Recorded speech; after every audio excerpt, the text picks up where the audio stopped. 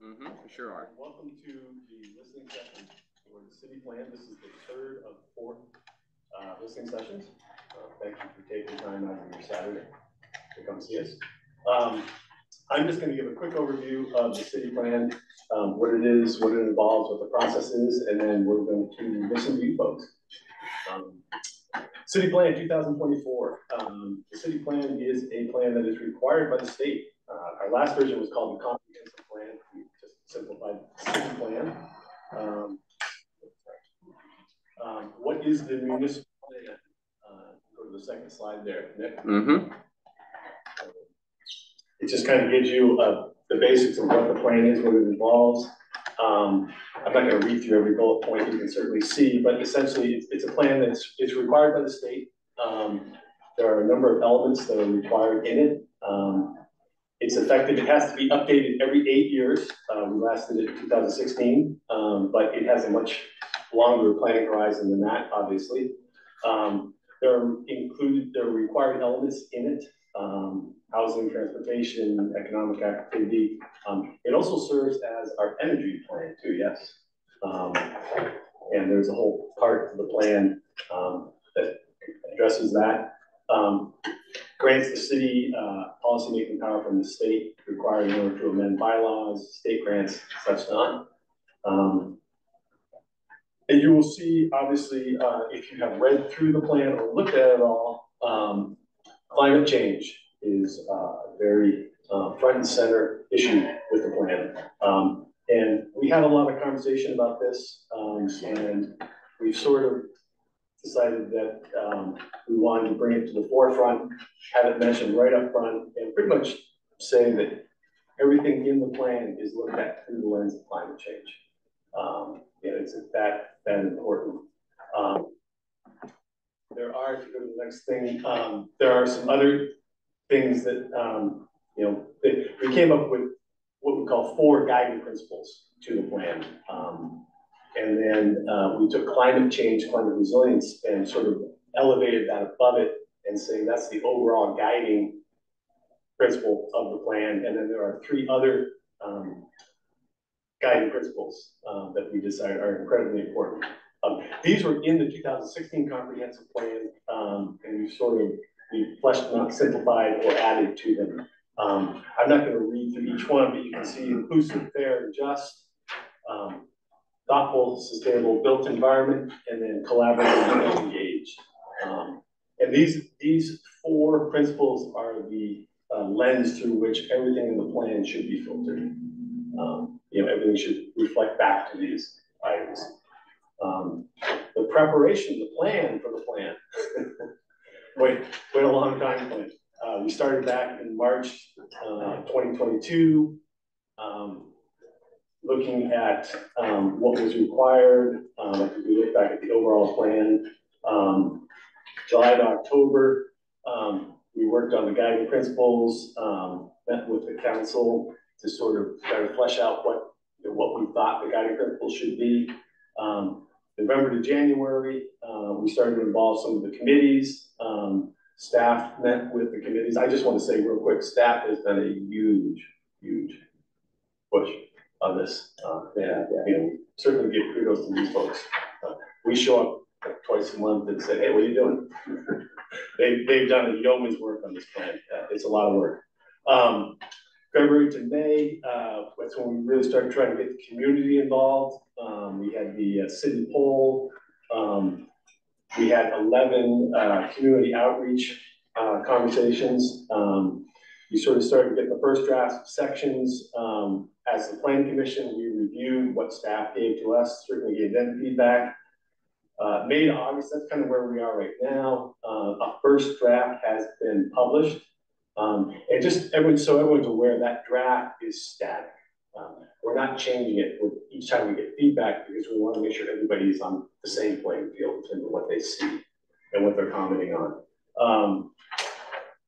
September to October, our target date is the end of September to have our public hearing. Certainly we'll take any feedback we get from that, and hopefully we can vote and approve and move it to the City Council. City Council will receive it sometime in October to December timeframe. They will have 2 public hearings on it, so there's plenty of opportunity to continue to comment on it. And then hopefully December to January, they can finalize it and adopt it. I believe it's got to be adopted by February. Okay. Yeah. Next slide, please. Future land use, that is a big part of the plan. You know, what are we using land for in South Burlington now? What would we like to use land for in the future? And this was an area where we spent a lot of time talking about, you know, what we liked, what we didn't like, and came up with 5 categories of land use that we thought kind of encompassed the entire city. You can read each of the 5: principal conservation and open space, principally residential lower scale, principally residential higher scale, balanced mixed residential and commercial high scale, commercial industrial with supporting residential, and commercial industrial only. And if you look at the map, sort of the color of the print corresponds to the colors on the map. You can see, you know, what land is being used for now and what we're hoping to use it for in the future. So when you say lower scale and high scale, is that talking about density? It's talking more about lower scale being, you know, neighborhoods, sort of, you know, houses on maybe quarter-acre lots or a little bit bigger lots. Higher scale being more condos, like Farrell Street, that type of thing. So the word density would be one of the elements anyway. Yeah, Could be elements, yeah. Mm-hmm. Just the point, the yellow didn't come up well on the listings on the right, so it's shown as kind of. Yeah, it's slightly off in color plan. Mm-hmm. Yeah. And next slide, plan sections. Obviously there's an introduction and an overview. There are goals, and then there are actions. We had a lot of conversation, I think in the last plan, what were they? They were called objectives and Previously, yeah. Objectives and strategies, Yeah, now so they're goals and actions. we decided that that's sort of framed better what the intention was. And then in each section, there's an inventory analysis and challenges. What are the issues we're facing? You know, what's the current situation with the issues we're facing? And then there's generally additional resources listed that were used to help develop that section. And then the next, on the other side, you can see all the sections in the plan. Oops, sorry. And then finally, the focuses of the plan. These are obviously kind of go back to the guiding principles. I'm sorry, next slide, Nick. Mm-hmm. We have, these are the focuses of the plan. Obviously, you can read each one of them: climate change, mitigation, and resilience being at the top. Housing, obviously, we've got issues with housing. Creating city center, which we are sitting in right now. Building community, and environmental protection. Those are the focuses of the plan. And on the last slide, feedback. That's why we're here. We'd love to hear from you. That is the email for planning and zoning. Sorry. In South Burlington. Whoops. Yeah, we went a little too far. Here we go. You can stop by if you want. Planning and zoning is on the 3rd floor, 1 floor up, or 1 floor there. Although you do have to stop in at the desk downstairs, or you can give them a call right there. And with that, I think we're going to turn it over to you folks. Hear what you have to say. We would just ask that raise your hand when you'd like to speak. Do we need to reiterate names? Yeah, speak. Yes. Okay. So yes, please. Give us your full name, and then we'd love to hear from you. Where in the plan is there consideration for the safety, well-being, and health of residents of South Burlington? I'm speaking in particular for some of the behaviors and actions that might be taken that impact residents here, such as, for example, pesticides, and I'll go into that later. But I'm just could you repeat your name for? Yeah. Oh yeah, I'm sorry. Yeah. Sorry, Janice Gallant. Okay. How So you spell let me just Gallant? leave it at that. I didn't see sort of any of the words of health, well-being, or safety. And maybe we're not the right group, I'm guessing. Pesticides, we actually, I believe, we cannot regulate pesticides in the city. That is up to the state. Yeah, the state controls that. Yeah. Can you decide whether or not to use them? Hang on a second, it is on the agenda of the Natural Resources and Conservation Committee to look at pesticide and herbicide use and what can be done about it. I think that's a big thing, but overall, I think, okay, full disclosure, I come from a medical background, And I've seen, children with oncologic problems that we can only guess what might have happened, and am concerned by some of the toxicities, that are in our environment. We all should be concerned about that. But I think what I'm more concerned about is that not just here, but I never really hear us talking about people's health. And I know we're in the environment, but the environment and the person, are tightly, related. And it's easy to say there's a runoff of the retention pond as if that's not affecting anything, but all this affects each of us and our family members and our neighbors. And so I'll just leave it there. Anyway, does that resonate with anyone here? Sure. So just a couple of comments and questions. Sorry. Jerry Silverstein. Thank you. So an observation, you're worried about climate resilience, and yet what the city has done with City Center has laid the foundation for a heat island. Lots of concrete, lots of asphalt. It's going to retain heat, won't release that heat in the evening because there's nowhere for that heat to go. So that's an observation. There were alternatives to what the city decided. They chose not to do it. They've created a heat island. Second, when this was under discussion, the issue of a bike path, a dedicated bike path along Market Street was brought up and tabled. Instead, they chose a multi-user path. Now, no bicyclist in his right mind would want to ride on this multi-user path because there are people, baby carriages, dogs, and the last place a cyclist wants to go is where there are people, dogs, and baby carriages. That forces the cyclist onto the street. If you look at the street very closely, there are cars on both sides, and there's enough room on the street for maybe one car, which means that a cyclist rides safely. They'll ride in the middle of the road, which they legally have a right to do. Of course, people don't like when you ride in the middle of the road, so that creates a problem. This was very important because the only other way to get from here to there, from South Burlington to Burlington, was to use Route 2 Wilson Road, which I call Death Alley for a cyclist. It's a terrible road to ride on. So this was the alternative. This would give you an alternative, but they made no effort to create a bicycle alternative. If you look at major cities in these countries, in this country, and especially in Europe, you will find dedicated bicycle lanes on the street itself. South Burlington decided not to do it. It's really behind the times. Even compared to Burlington, it's behind the times. So you say you're really committed to climate resilience, but you really haven't made alternative strategies for people not to use their cars. And the last point I would make is, with regard to the climate resilience factor, the original climate task force was arguing for 10% of homes of South Burlington converting from fossil fuel use in their homes to all electric. You need to understand, if you read all major reports of electric grids in this country, like ISO New England, they will all say natural gas is part of the electric grid today, tomorrow, and for many, many years to come. You cannot change that. You need base load energy. The more you electrify in Vermont, the more you're going to demand on the grid. If you look at natural gas consumption for the last 3 years, it has continued to go up because people are consuming more natural gas for electricity, because we're electrifying more and more, which requires that more fossil fuels be burned to generate that electricity. So what you're doing is you're bringing forth great ideas, electrification as opposed to fossil fuels. But the truth is, to generate that electricity, you have to burn the fossil fuels. And you're not looking at that. South Burlington is approaching this with a unidimensional perspective.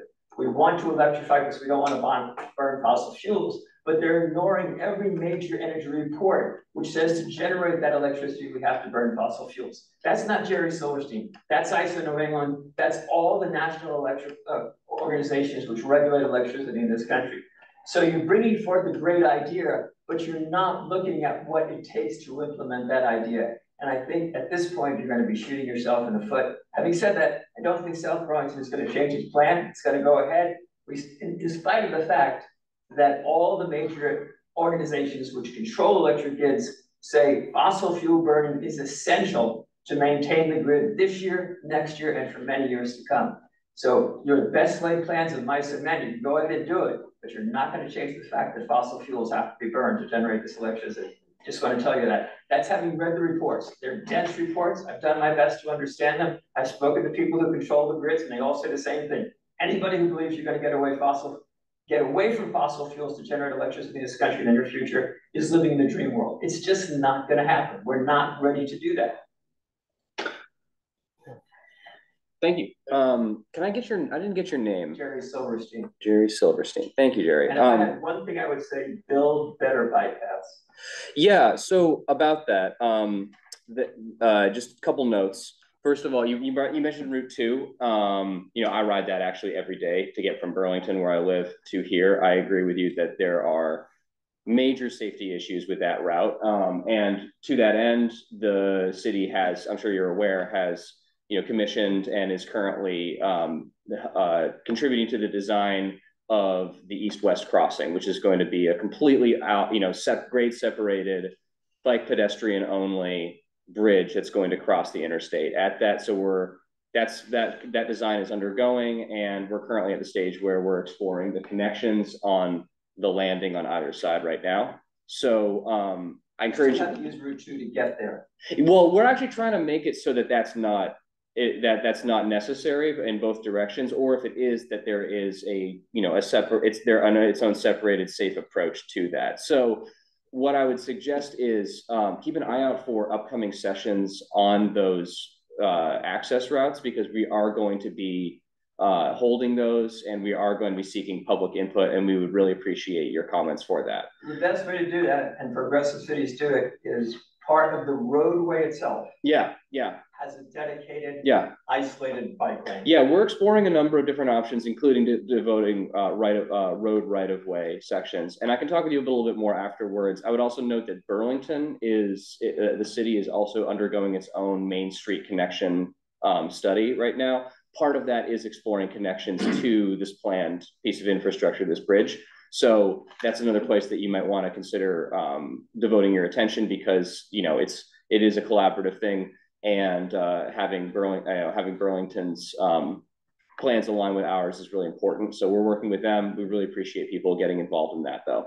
The second thing is, in that vein, we have an upcoming bike ped master plan that is being rolled out. That public engagement process is going to happen over the next fiscal year.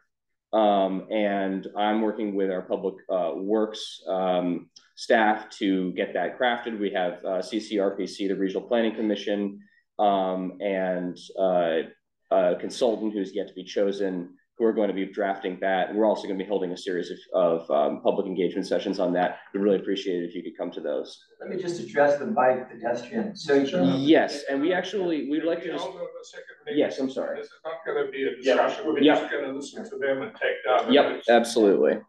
Jerry, if you've got one more point, then we're gonna ask Dan to speak. So with bike pedestrian, you in theory have a section for the cyclist, and in theory a section for the walker, the pedestrian. But the truth is, people don't pay attention to that. They go wherever they want.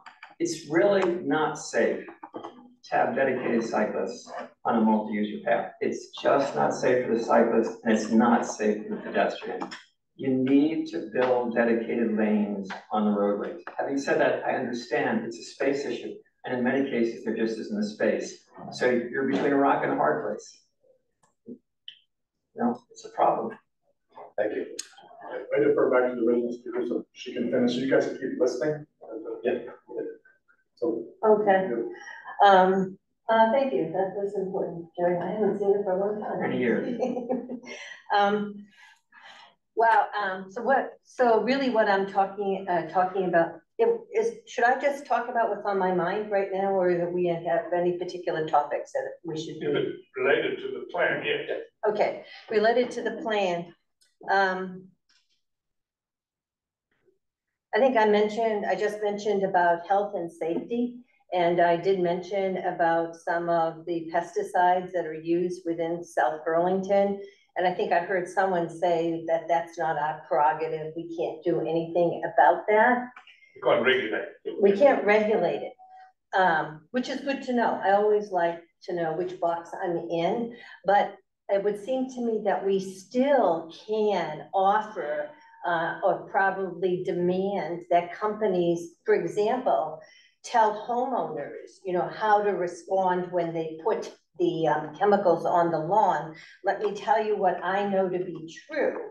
They come in and put a tiny little card in the ground, and that's really for them to know where to spray.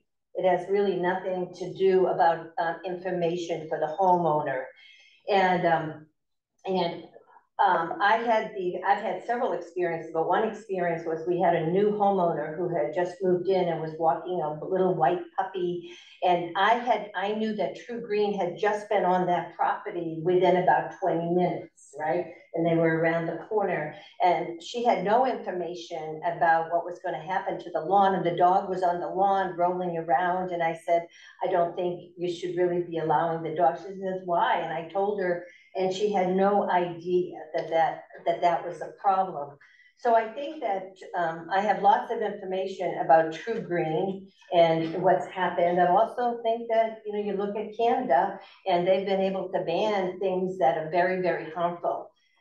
The chemicals in True Green are very, very, very harmful.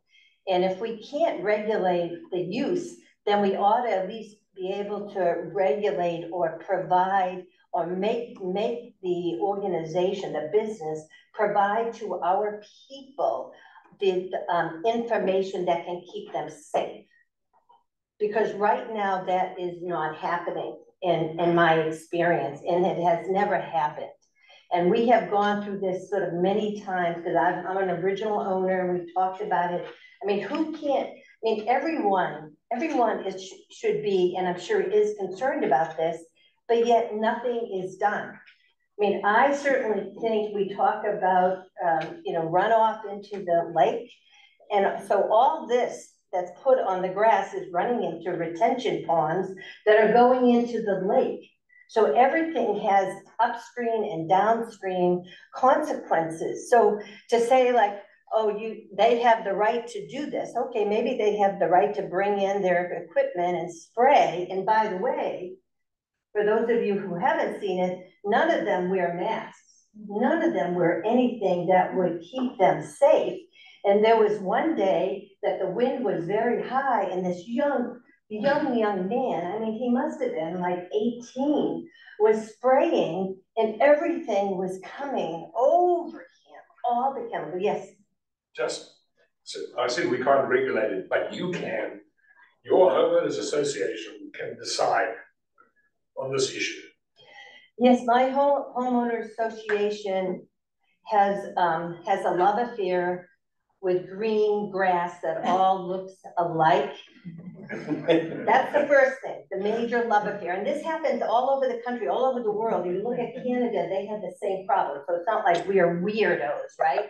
And so they don't really want to do that. And number two is everything in our culture has told us if we have grass, that every grass looks the same and it's green, and it gets brown, but we don't care about that because they still think it's beautiful, that our property is going to go down. You know, what our property is worth.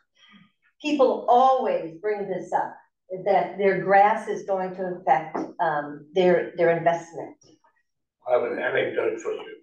I've lived in an association for 20 plus years. Yes. We have a couple of acres of grass. In the 20 years plus, no fertilizer, no chemicals, no aeration, no nothing. And beautiful. Beautiful. It's beautiful. I'm probably one of 3 homeowners that I have never put that chemicals on the lawn. But of course, I'm this far away from the home on the right and the home on the left. So when my granddaughter comes over and wants to pick the flowers, we can't actually get to the back of the house because I don't bring her on those fields. Yeah, I think we've got to do something. I think what Michael was pointing is, as homeowners association, you can certainly try to do something. The state controls the regulation of that. Regulation of pesticides. So this is a conversation to take up at the state level. As a city, we don't have the authority to regulate pesticides. Lobby all your state representatives. You can certainly talk to Martin. What about if the homeowners really refuses to do anything and some of us continue to be concerned about the health and well-being of people living there? Doesn't the state care about that? No, you have to get your board either vote them out or get them to understand what you told us today, the health risks of what's happening. And have a conversation with your neighbors. Mhm. I just want to say real quick, guys, we don't want to, the goal here is not to get involved in a big back and forth. Yeah. We really just want to hear from you guys. So I think we've certainly heard what you said, so we appreciate that. Yeah. No, thank you. I think it's just another perspective, and I really appreciate, it's good to know what can be done and what cannot be done. We could talk afterwards. Dan, you had your hand up. Yeah, sure. So Dan Albrecht, speaking for myself, I work for regional planning. That's my background. And then I have a master's in natural resource planning for the UVM and then former DOD members. I'm just going to walk through quickly and highlight things, and I'll do more like a typed up testimony. So I feel we need to like take notes. I'm just trying to hit some big themes here. First one, page 2, the whole the goals or whatever. I guess I'm a little disappointed only because I went to a couple of the sessions, and at least the ones I went to, didn't seem to be like a clear preference one way or the other. They all like, oh, these are all good 4 goals. They're all kind of related. They all work together. And all. And now it's sort of like a bait and switch. And you're in your prerogative, you're the planning commission, you can tell us to pound sand. You guys do that. So you guys said you have to set the direction you want, but it feels a little unfair. It frankly does, for those of us who came to the public meetings. Or even like the little voting thingies or whatever on that. So, but you guys can do what you want, because that's what you guys do. So you're talking unfair. Unfair in the sense that we were presented these 4 themes that was constantly throughout the thing. I don't think there was ever, correct me if I'm wrong, I don't think there's ever anything like, oh, and by the way, we're going to choose one of these themes to be overridden. I wasn't sure what context. So that's the context. So it's a little weird. I am pleasantly surprised that there are other themes touched on in here besides climate change, because that agenda has been driving things and all, and that's fine. You guys created habitat blocks, habitat corridors, and all that, and whatnot. And so it was good to see that the planning staff, for example, my neighborhood Shelburne Road corridor, some recognition. Yeah, you planned to put all the future density there in the Williston Road corridor. And the plan at least recognizes like, oh, we've got some catch up to do. We've got no parks. We've got no community gardens. There's an entire population on the west side of Shelburne Road. They're low income, so that's probably why they've been ignored. They've got no community gardens there. We now get to watch the joy of a Tesla dealership coming in. And meanwhile, there's 2 empty lots there. I've never seen the city do a creative land swap to put in a large park there, or community gardens or whatever. There's a lot of people that live there. And you guys have zoned and determined that's where most all the future growth is going to go. So it's nice to see at least some recognition of that you got to play catch up in the areas that you've determined all the future growth to go. So that's good. I felt at least listened to. Same thing on the transit issue, the lack of the east-west connection. We still have a crappy transit system. We still have everybody assumes like we're happily riding the bus to downtown Burlington. Most of all the new jobs are Wilson Road, Beta, Kimball, and the never-ending, as we all roll over, me included, medical industrial complex until we drive. So we've got no connections. We're putting all the growth on Shelburne Road and Wilson Road, but we still have no ways to get from there to here. So if you're really serious about climate change, there would be upfront investment. The city would say, we're going to run our own bus system now. We got buku bucks in this city and we're growing. But it was all about the implementation. Anyway, so it's just a little weird to see that in there, and I get it. Let's see, the recreation element, page 51. You're talking about community rec center. This is still one of the challenges with the old location. With that old, bus service there. The Memorial Park, or Veterans Park. I get it. The city wants to do everything on the cheap, right? But There's no bus there. And it's not even near anywhere in the areas that you plan for growth. It's really convenient for people who can zip down Dorset, you know, but there's no buses, which makes it ridiculous to have it as a community center. Would have loved to have seen the Hannafords. Now we have a Tesla dealership there instead, but if you wanted to put it where the people are, where the new apartments are going in, you know, so the hipsters can play pickleball or whatever. I see them, you know, and so again, if you got constructed community rec centers, that's great, but you need to add that is easily acceptable to the majority of residents, especially those in high density neighborhoods, or have satellite ones, like Burlington has that, with the old Armory building. They got little areas that are like, you can go in and, you know, have a community picnic or play basketball or floor hockey, you know. We're gonna try to do that, so think about that. But at least there's a recognition there, so that's, I like that, that's good. It was a little weird to read about municipal government on page 58, 59, and not really much of a discussion of the ward and at-large debate that's going on right now. You know, thought there would be at least a paragraph or two that talked about an at-large system, there's a committee working on it, etc. But it's sort of weird to have all this stuff about governance, and yet one of the core things is not really described. Some of those challenges, and you could even reference some of the good work that committee's done about the pros and cons, wards, or all that kind of stuff. So, you mean we haven't described what it is? now, I thought I did. I mean, I didn't read it line by line, but I thought there wasn't much elaboration on. There was a lot of talk about the services in there. It's very comprehensive. I thought there'd be a little bit more about, like, there are 5 at large. Currently, there was a debate. The structure of the council. Anyway, the structure of the governance itself, because there's been a lot of debate in this town about. Let's see, page 68, and again, this has been a pet peeve of mine ever since you guys did the interim zoning regs, final zoning regs. I get it that you wanted to protect habitat blocks. I get it that you wanted to formally protect river corridors and habitat corridors. But when you figured out the part of the parcel that was okay to build upon, you took away the density calculations. If you had 20 acres and 10 of those acres were in all the protected stuff, you couldn't carry over that density to the part of the area that you guys said it was okay to build upon. And the best weapon against climate change is density. It's good for my neighborhood. And you've zoned all the growth to go about 200 yards from my house on Shelburne Road. And it's good for everyone. If you learn the place, it's okay to build. And that's what you guys did a lot with the whole rewrite. It's very much environmental focus. Okay, expand the buffers, habitat, I get it. But then why do you take away density from the part of the parcel that's okay to build on? It's an inconsistent. That's all. So there's a little reference there about in the discussion on that. I would have liked page 80 where you're talking about the analysis on the SEQ general area.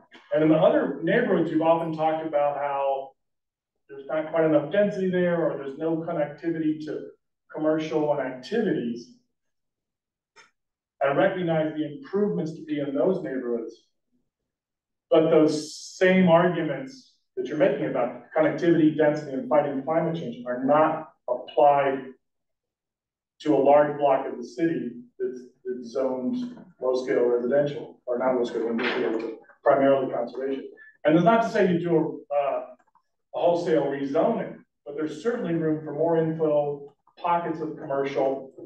There's a little bit of hope there on that little stretch of Heinsberg Road where you've got the dog park and the Stonehouse Associates and a couple of little cottage units, but a tiny bit of commercial.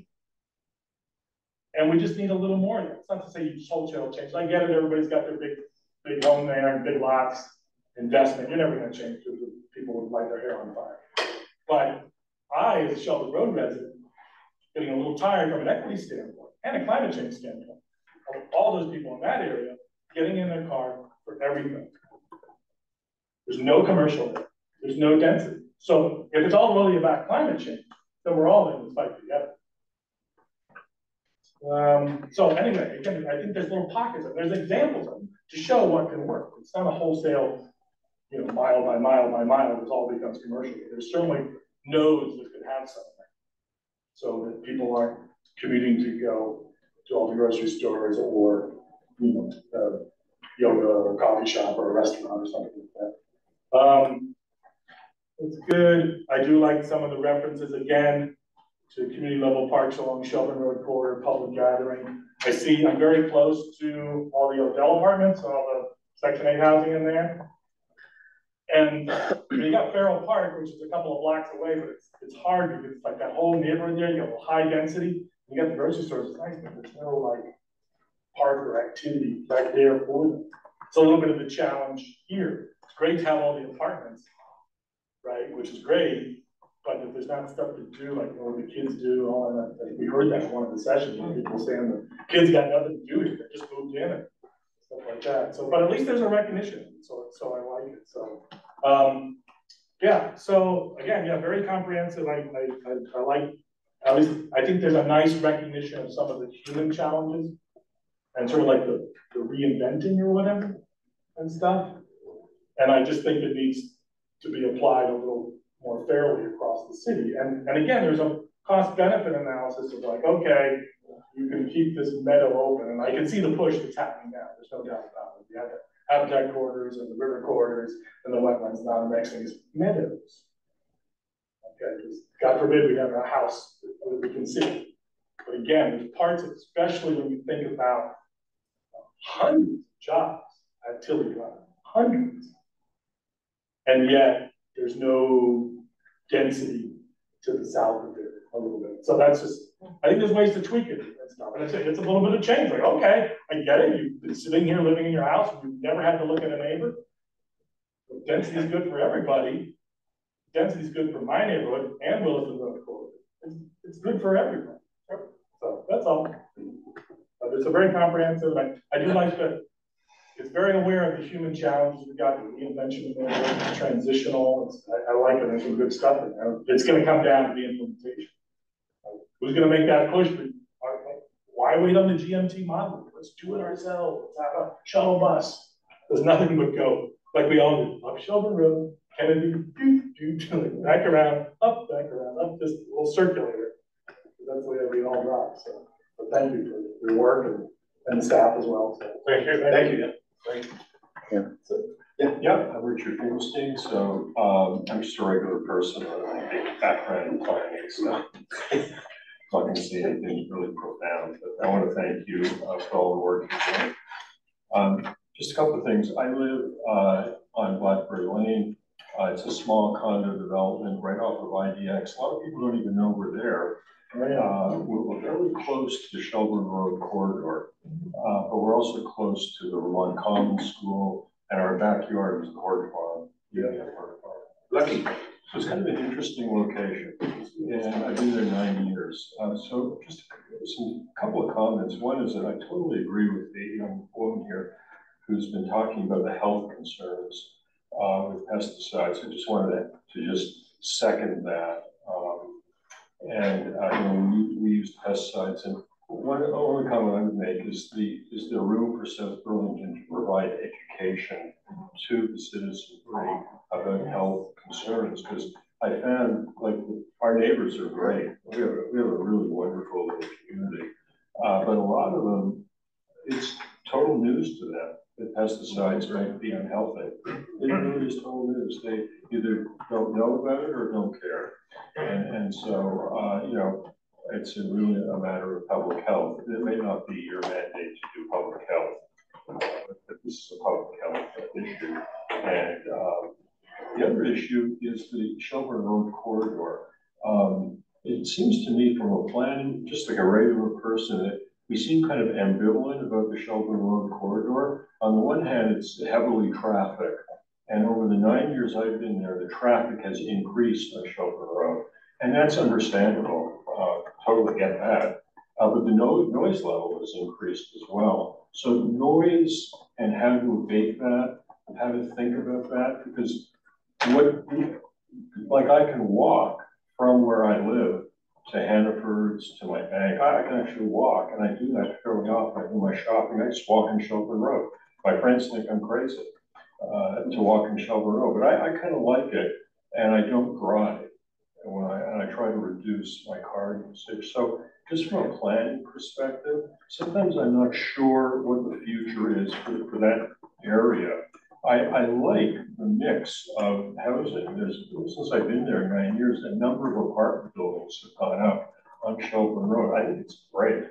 But I kind of wonder about that. Like, what's the message we're giving to people in terms of climate change? It's hard to walk on Shelburne Road because it's hot a lot of the time and the heat has increased. Also biking, it's unclear the message we're giving to people. Do we want people to bike on Shelburne Road? That seems kind of dangerous where I live. So the way I do is I go through all the park system. I go up Imperial, right off the Shelburne, go all the way to Skanensky Park, and then go through the park system. But I eventually have to cross Shelburne Road, and I think it's Queen City. And that they have a nice street light, but again, it's kind of scary to do that cross. You have to be very patient. And so again, I wonder what's the future for that area? What do we want there? I know you talked about it, and I think I think I understand what you're trying to develop there, but it just seems a little unclear with the density of traffic, and also where I live. This is just a P, you know, it's a great neighborhood. It's nice, but there's people make noise. Like we should have signs. Like a lot of cities, like Toronto, where my daughter lives, they have noise abatement signs, calming zones, where they very subtly, the city is giving messages to neighborhoods to reduce noise level. And I think we could do with more signs, maybe on Shelburne Road, to cut out the engine braking, or to put speed bumps on IDX where I live. I mean, it's just a local neighborhood thing. So noise abatement is a quality of life. And it's also a health thing as well for people to have less noise in a denser area where that's about it. Thank you. Hi there, I'm Betty Malizia, and I'm a resident of Dorset Park. Sorry, Betty, can you please spell your last name? Milizia. And for full disclosure, I chair the Common Areas for Dogs Committee. And as comprehensive as the plan is, there is only one time that the word dog shows up in all of that plan. And it is to say dog owners as part of recreation users. And I think it's, our committee has shared with the planners numerous documents that have to do with the presence and impact of dogs, not only using a dog park, but of the sanitation issues around environmental issues, the impact of dogs on our runoff. A dog waste is like at the top 3 of toxins, or what do you call it? Non-point source pollution. That's right, non-point source pollution. It's at the top. The EPA designates is at the top of the list of things that are getting into our streams. And we're watching the beaches be closed and everything. It's not just fertilizer and pesticides, it's dog waste is a major contributor to that. So the committee has made recommendations to both the planners and to other staff around ways we can attempt to reduce some of that waste going into our groundwater and into the streams. And our hopes were that there'd be, because dogs are part of all parts of our community. They're part of our economy, they're part of our homes, our neighborhoods, they're part of our recreation. Whatever you're talking about, there are dogs. As much as some people want to deny it, the dogs exist. And in South Burlington, there's there's about an estimated 4,000 dogs living here. Okay, and just the pollution from waste, a dog produces 4.5 pounds a week, an average dog. So multiply that out by 4,000 dogs by a year. And we're talking about many, many, many tons. One dog produces several tons of dog waste a year. And I'm not exaggerating at all. So just on the environmental impact, that's one thing. On the quality of life, it's an issue for both dogs, their owners, as well as people who don't have dogs. Okay, we want to make sure we all can live in harmony, which means we want to plan for where dogs can play and recreate, and their dog owners can go and they can socialize, but that they are out on our sidewalks. They're off leash in our street, our trails and everything. And they're everywhere. They're in shopping. They're now employees in this building. They're bringing dogs to work. So dogs are and they're just accepted as part of our culture, our life in this country and all over. I mean, I was looking it up. We take our dog with us when we travel. There's almost no hotels that aren't dog friendly. So businesses, big businesses, international hotel businesses recognize that dogs are important. If you look at some of our real estate, we have a big development going in on Kennedy Drive. They advertise on their site, the O'Brien Realty site, that there is a dog park nearby. They're talking about Wheeler. They're also planning on putting in their own. Where is the city's plan on anything to address the needs and the desires of dogs, their owners, their impact? I guess I usually say needs and impact on our community when it comes to dogs. So I feel I have to say I'm discouraged because it's been over a year of producing many documents with lots of data, lots of references to the EPA or the Pet Products Association. It's an $81 billion industry. So commercially, if you think about South Burlington, we have a lot of businesses that cater to pets and mostly dogs. You know, so anyway, I don't need to be No, just a question. going on. Go ahead. I think am I correct in what you're saying, that we should plan for more dog parks? We should be planning for the dogs' impacts on our water.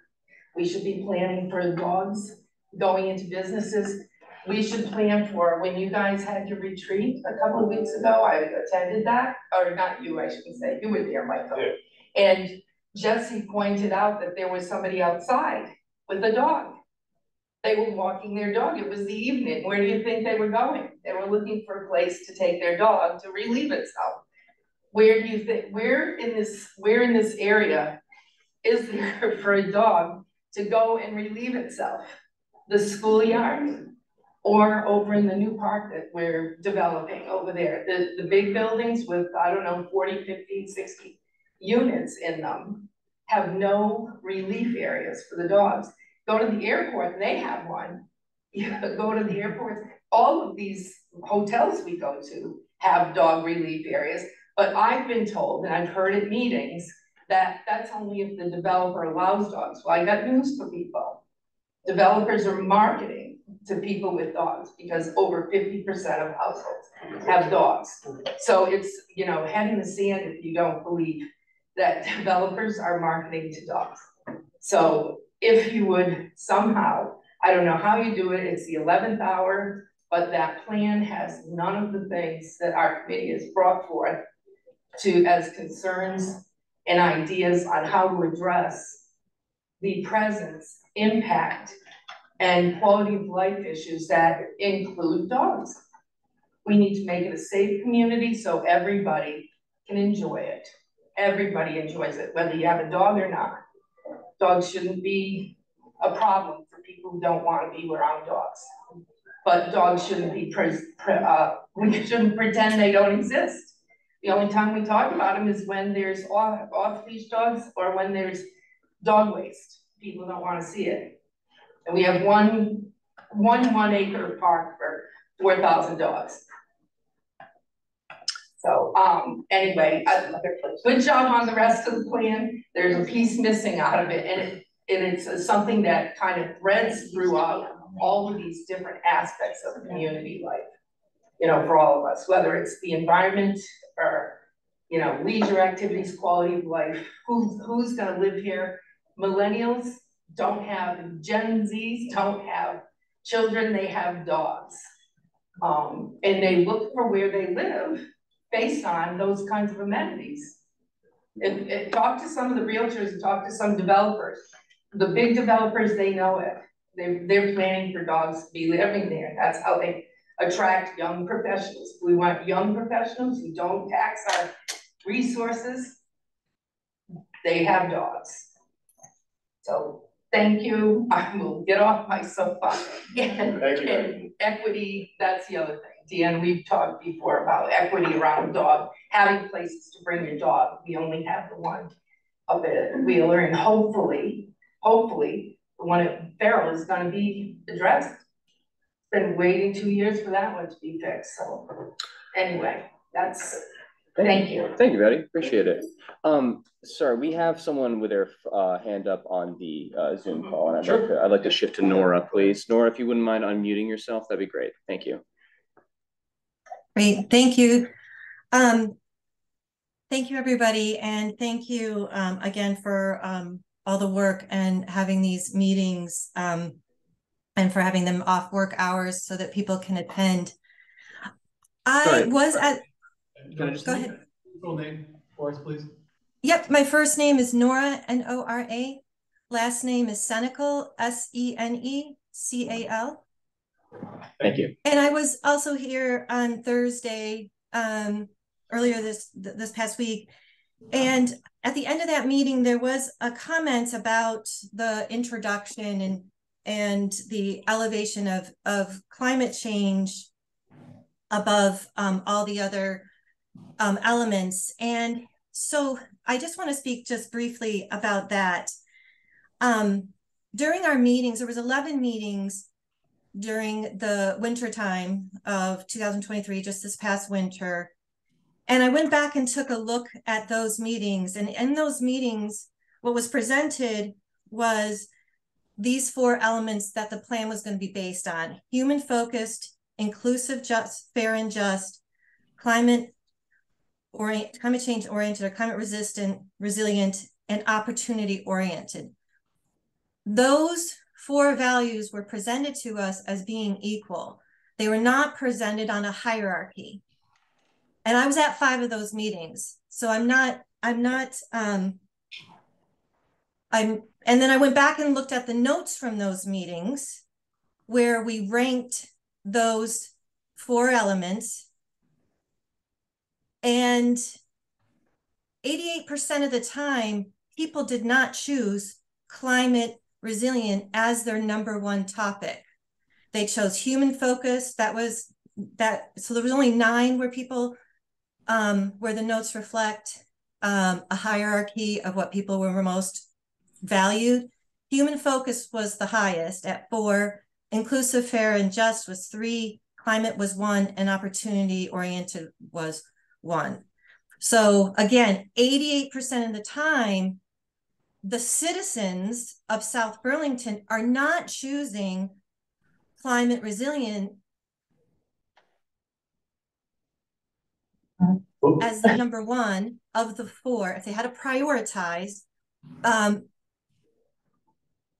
it doesn't mean they don't care. It just means it's resilient. And I think to then elevate climate change in the introduction and as the lens to make all decisions, I think that's a problem in process. So in the initial process, you said, we're going to consider these 4 things equally. And now you're changing that midway and saying, no, we're actually elevating 1. And I think that creates a problem in process. It doesn't matter which thing got elevated. To elevate 1 above 4 that were equally presented creates a process problem. And then #2, another process issue is that if you're going to make a decision based on only one thing and only one lens, that creates a very rigid decision-making structure, because it's ultimately, if that's what you're only, you can say it's your lens, but if that's how everything is going to be viewed for, I think it's going to make things rigid as a decision-making process. And ultimately, it's not going to be representative of your needs of your entire community. Because again, 88% of your community who showed up said, this is not my primary concern. Doesn't mean they didn't care. It just means if you had to rank these 4 things, they didn't choose that. And so I think it creates a certain potential rigidity that you don't want in government. You want the ability, what I was told is that Kelsey described the document, we want to have some flexibility within the document because things change within our country, things change within our community. We had a pandemic, right? So I think to have, it's not that I don't value climate resilience, it's just that from a process standpoint and from a governing standpoint, I don't think it is good governing. I don't think it's, this is a government document. This is a document that represents how you're going to form policy. And from a policy governing standpoint, in the process of including the public in that, I don't think that you're following your own process, and I don't think it's going to lead to good governing or good policy making. And then, you know, just from a language standpoint, and I think again, going back to that idea that this is a policy guiding principle type of document, I think we need to use language that is more reflective of that, right? And so I went back and took a look at different environmental organizations and what they say about, like, what are some values in terms of protecting the environment. And some of the leading organizations actually elevate things like social justice and equity and inclusion and racial diversity and racial equity and economic equity. And we are, as a city, elevating just one. And if you look at some of the more leading, you know, I took a little sampling of 3, and I just think that just take, you know, a pause and read that document as a policy statement. We needed to reflect more of kind of a tone and a stability that reflects that. But just want to say that 88%, when asked, of the respondents did not choose climate resilient as their top issue. And it's not the survey, this is the people in the room who showed up to talk about these topics. Thank you, Nora. Yeah, thank you. You're welcome. Thank you. Thank you. Karen Ryder. I disagree. I think I'm happy to see climate change addressed as number 1. I have to admit, I didn't go to those other meetings. I can't remember if there was anything online that asked, you know, what's your top issue. I think just the recent developments here in Vermont are illustrative of the existential threat that we're experiencing, and we thought we were pretty immune, but we're not. And we know that we had to rebuild that bridge to Williston just not that long ago. I think we should be looking at it through that lens, frankly, and I'd be unhappy for it to be changed. I wasn't at the meeting, so I'm guilty. I would have voted for it to be at the top of the list. To be really emphasized. Otherwise, we just aren't going to exist. It doesn't matter about social equity. It doesn't matter about a lot of things if we're not here. And so, well, that's all I really want to say. I'm happy to see it the way it is. Thank you. Sorry, how do you spell your last name? R-Y-D-E-R. R-Y-D-E-R. Got it. Okay, thank you. Jeff Nicholson, Nichelson. I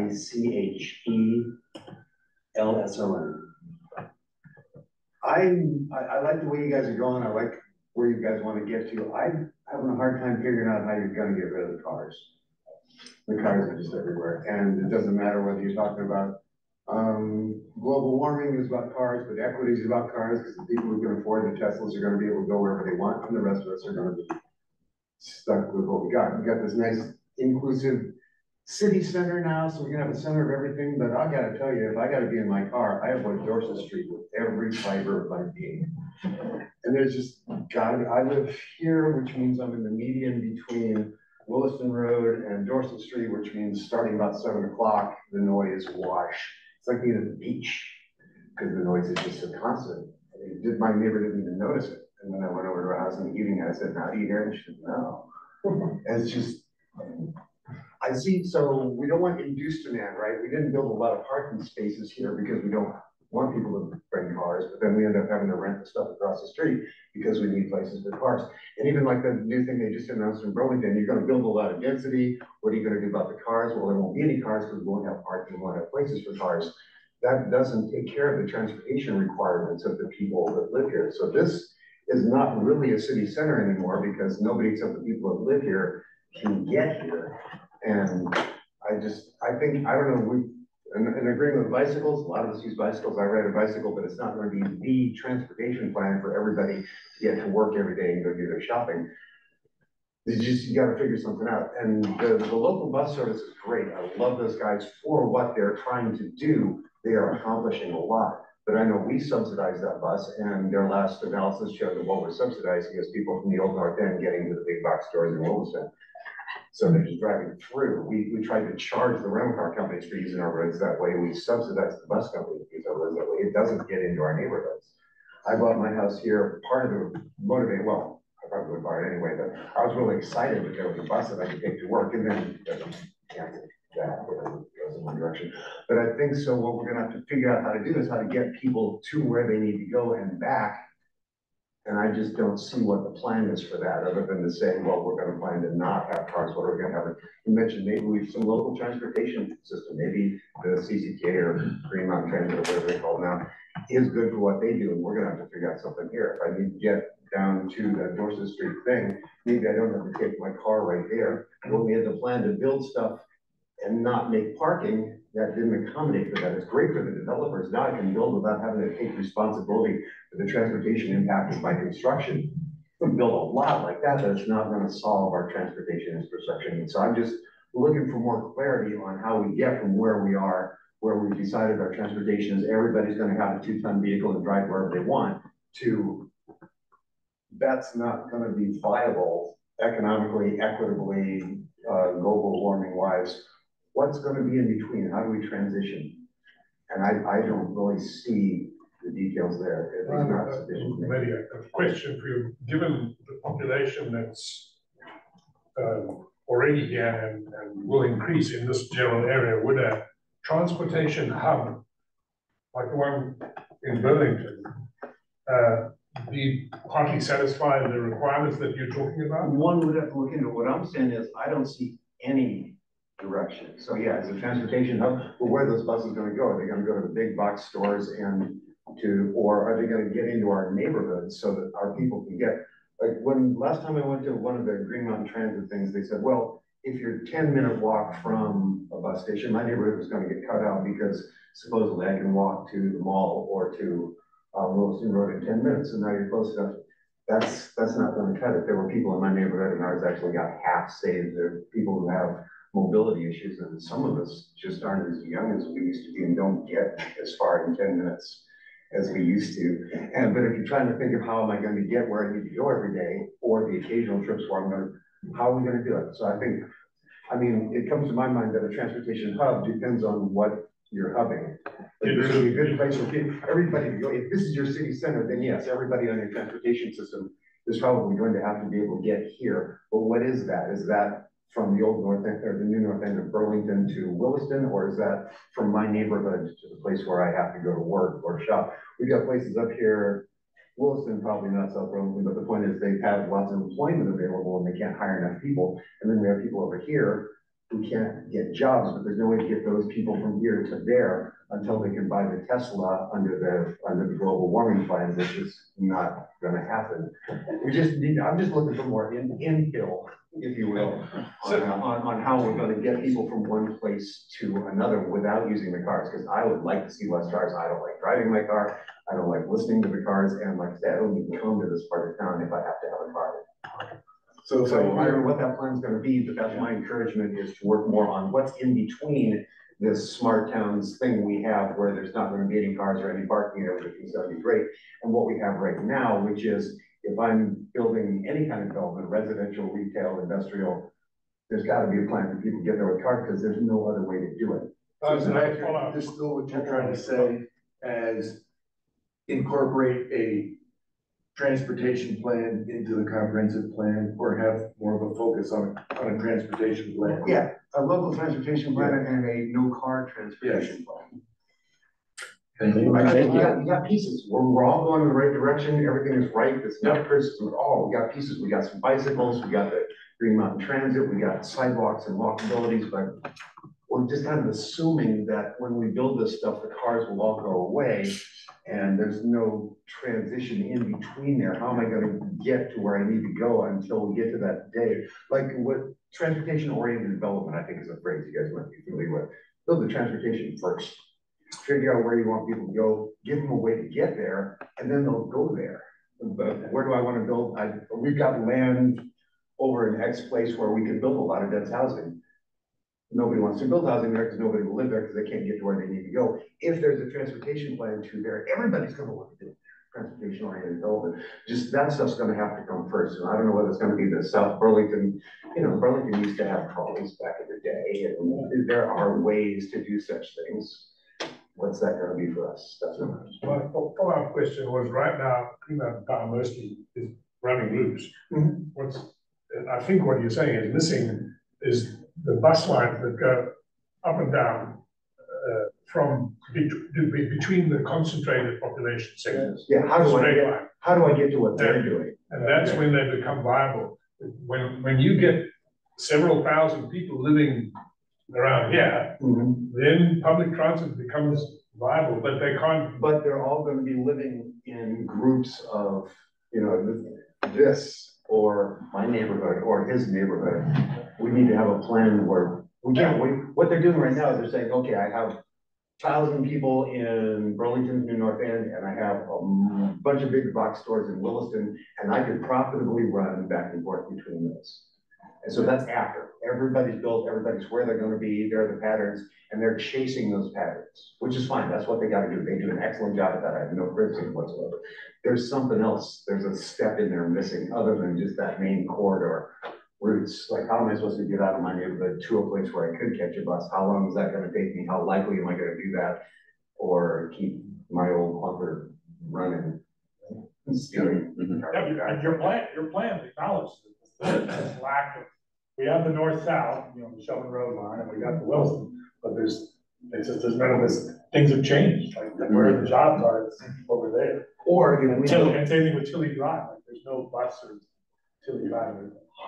Or like, yeah, we all get older. Oh, I gotta go playing tachycarditis again on my back. You know, it's like, what if you could actually take the bus to your doctor's appointment? The opposite direction. If we can figure out where the transportation is going to be, and then let the development follow the transportation, is another approach to transportation oriented development. But I just see us assuming that we're going to be without cars someday and building that without building the way to get there.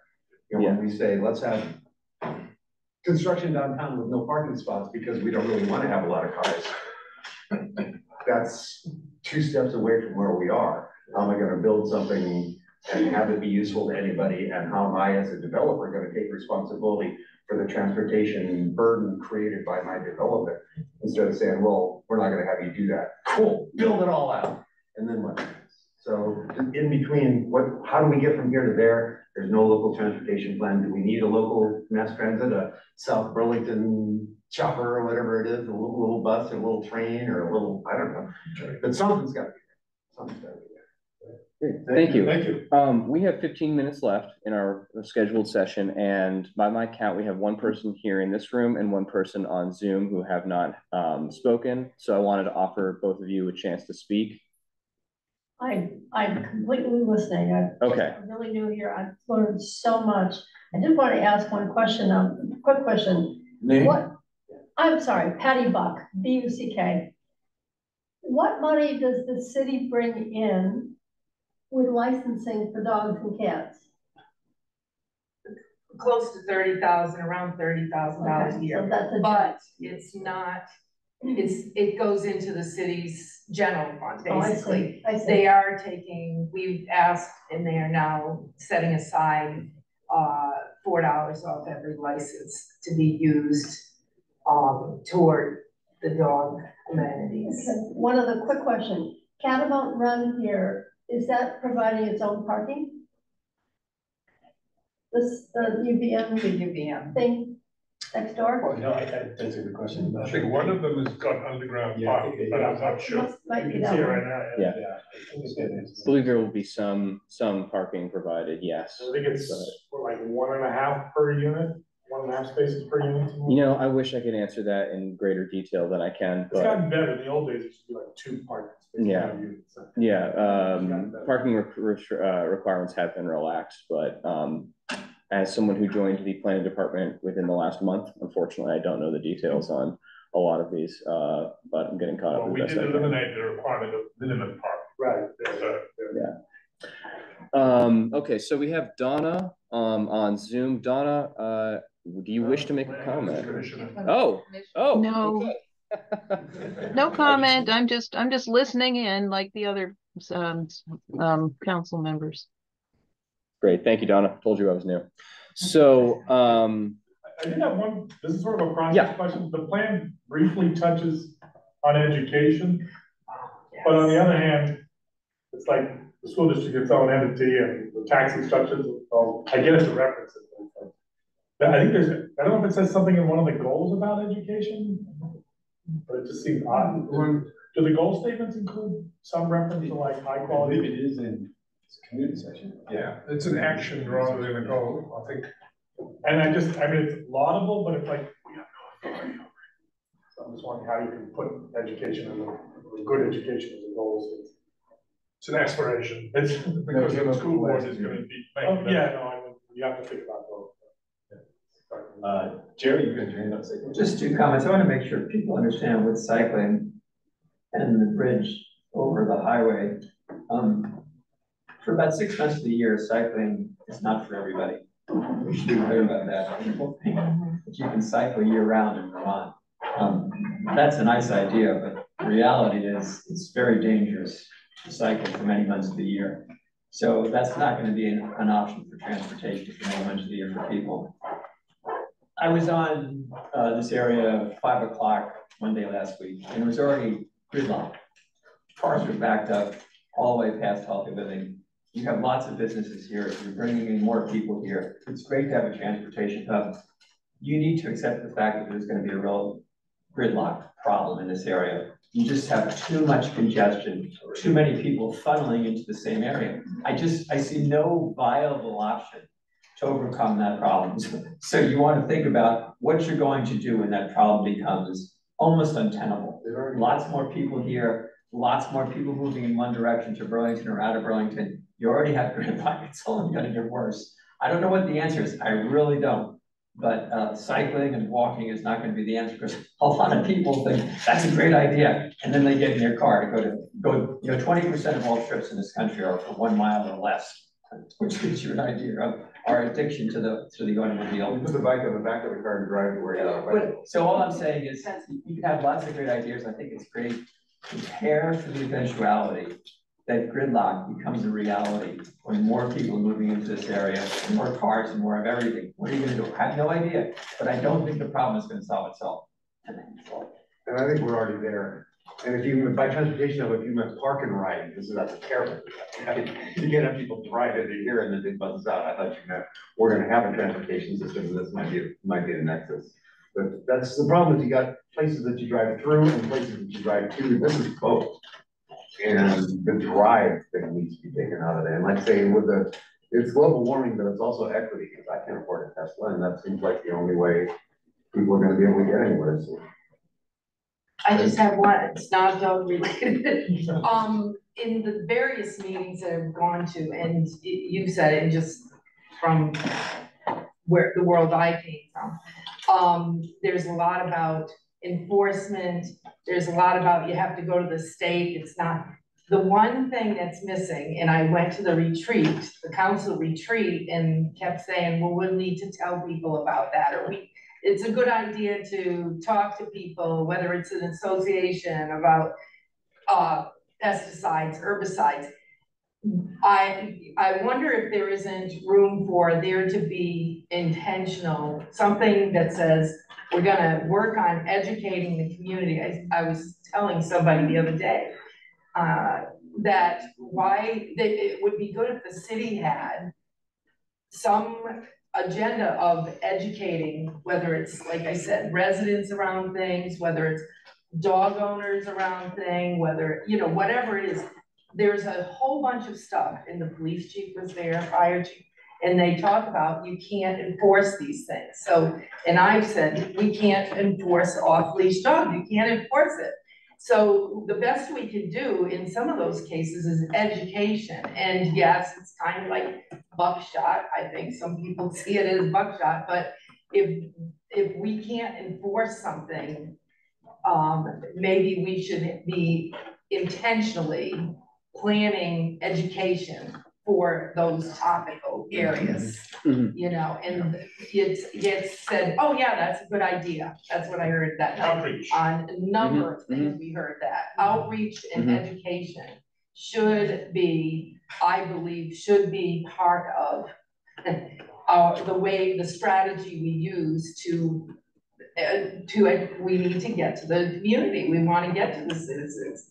And the only way we're going to do it is outreach and education for some of these things. You'll be heartened to know that we have a new outreach and communications manager who starts on Monday. Are they going to coordinate education? They're going to be coordinating a number of things. That's good. Yeah. I want to know who that person so is. It's everything from processes like this, all the way to the various needs of other departments such as recreation, public works. They're going to have a lot of responsibility, and they're going to be a very valuable tool for city government and city residents. Absolutely. So we're looking forward to working with them. Absolutely. Yes. I couldn't agree with you more, because I know suggestions, you know, you go to your board and you talk, and we've been doing that for years, and talking doesn't work really. But to have what you're talking about in place, because really people want to do the right things. Everyone's very busy, and they feel like if someone is doing something on their behalf, that it's probably fine. Probably is the operative word, because it is not fine. For those of you who maybe haven't had a chance to look at the dangers of pesticides on lawn care, it's horrendous. That's why many provinces in Canada have banned it. So it is dangerous, and people don't know. People are not getting the information. And I think if the city, or you're talking about if there was a committee that could provide that information, a session on what you need to know about lawn care safety or something like that, and get well-versed people, at least we would be feeling that we're doing something to really enhance their safety and well-being, you know, at all ages. You know, and pets and babies and Grammys, you know. That makes sense? Just have one quick question. Is there going to be something at the end of the plan? I was thinking the actions of it for each section, if they would be numbered at some point, and if there would be like a implementation or task table. Many town plans, I've seen them, you know, it'll say this is public works, or that's that person, because like even on the dog park issue, is that a recreation issue or is that public works? Yeah. And so I'm just wondering if this, and to throw my fellow planners under the bus, they need to have a checklist to know what they're doing. So we do have an implementation plan section in the plan. It is not quite as detailed or granular as the tables that you're talking about. I know what you're talking about. My previous role, we did at another municipality, we had that just sort of thing in our plan. Part of that is because this plan, compared to prior ones, is just a larger and even more comprehensive policy document. we're taking a bit of a step back on implementation. A lot of what this plan calls for is further study or more granular implementation plans that are to be drafted separately and in the future. Some of them are currently going through that process. For instance, our bike pad master plan, transportation demand management, a new open space plan. And so a lot of the implementation is being delegated to those. However, this plan calls for those to be created, creates a rough timeline for those to be drafted and set into policy, and then defers to those to set the policy and the implementation schedule as well. Great. Well, thank you folks for attending. Thank you. Yeah, thank you very much. You can... Very helpful, thank you. Very helpful for me. Oh, before everyone leaves, I just want to encourage